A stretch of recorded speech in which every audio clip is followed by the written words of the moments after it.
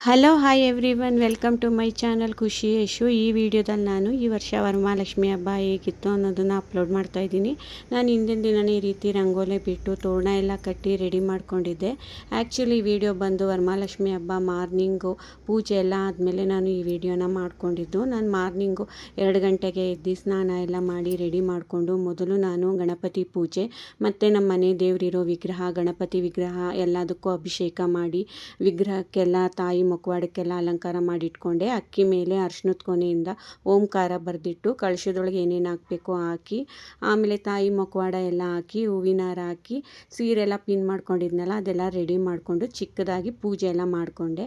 ಇದು ಬಂದು ವರಮಹಾಲಕ್ಷ್ಮಿ ಹಬ್ಬ ಸಂಜೆ ಪೂಜೆ ವಿಡಿಯೋ. ನಾನು ಮೊದಲು ಹೊಸ್ತಿಲಿಗೆ ದೀಪ ಎಲ್ಲ ಹಚ್ಚಿಡ್ತೀನಿ, ಆಮೇಲೆ ನಾನು ಪೂಜೆಗೆಲ್ಲ ನಾನು ರೆಡಿ ಮಾಡ್ಕೊಳ್ಳೋದು. ತಾವರೆ ಹೂವನ್ನ ನಾನು ಸಂಜೆ ಅಲಂಕಾರಕ್ಕೆ ಬಳಸ್ತೀನಿ, ಬೆಳಗ್ಗೆ ಇಟ್ಟರೆ ಬಾಡೋಗುತ್ತೆ ಅಂತ ಮೊದಲು ನಾನು ಮನೆ ದೇವ್ರಿಗೆ ದೀಪ ಹಚ್ಚಿಟ್ಟು ನಂತರ ಪೂಜೆನ ಪ್ರಾರಂಭ ಮಾಡಿದೆ. ಫಸ್ಟು ನಾನು ತಾಯಿಗೆ ಮಂಗಳಾರತಿ ಮಾಡಿ, ಆಮೇಲೆ ನೆಕ್ಸ್ಟು ತುಪ್ಪದ ಆರತಿ ಮತ್ತು ಬೆಲ್ಲದ ಆರತಿ ಎಲ್ಲ ಕೂಡ ಮಾಡ್ತೀನಿ.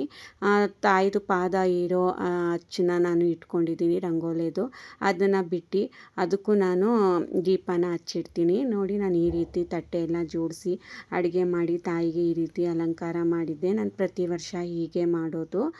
ಯಾರ್ಯಾರು ನಮ್ಮ ಚಾನಲ್ ಸಬ್ಸ್ಕ್ರೈಬ್ ಆಗಿಲ್ಲ ಸಬ್ಸ್ಕ್ರೈಬ್ ಆಗಿ. ಈ ಡೆಕೋರೇಷನ್ ಬಂದು ನಾನು ಇದನ್ನು ಫ್ಲಿಪ್ಕಾರ್ಟಲ್ಲಿ ಪರ್ಚೇಸ್ ಮಾಡಿದೆ. ಇದು ಬಂದು 200 ರೂಪಾಯಿಗೆ 4. ತುಂಬಾ ಚೆನ್ನಾಗಿ ಕಾಣ್ತಾಯಿತ್ತು ಈ ಡೆಕೋರೇಷನ್ ಮಾತ್ರ.